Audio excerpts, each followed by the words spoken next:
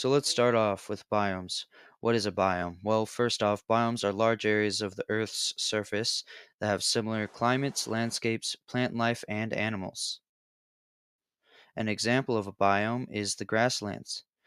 Grasslands are large, very flat areas with tons of grass everywhere and plenty of animals. Now that you know what a biome is, let's talk about food chains. So, food chain is really simple. It starts with the sun. The sun's rays are absorbed by the grass. The grass does this little thing called photosynthesis, adds some water, and now the grass has made its own food.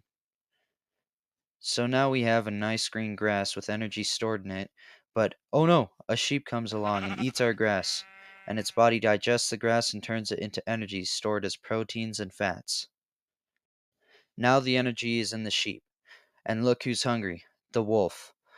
Well, we all know what happens next. The wolf kills the sheep, then eats it, and digests the protein and fats from the sheep, and stores the energy as, you guessed it, proteins and fats.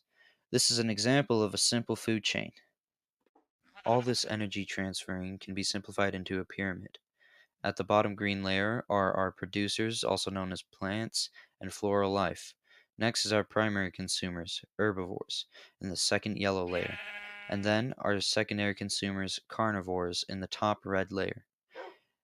Now there can be more levels, but I'm going to keep it simple in this example. Every time energy is transferred through a layer in the energy pyramid, then 90% of the energy is lost through heat, metabolism, and a few other things. This leaves only 10% of the energy for the next level of the energy pyramid.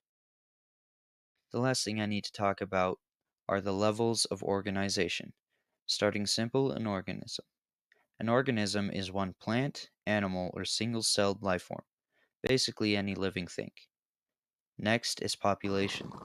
Population is the amount of one type of organism in an area. Very simple. Moving up, again, there are communities, which are groups of populations of organisms that live in one area.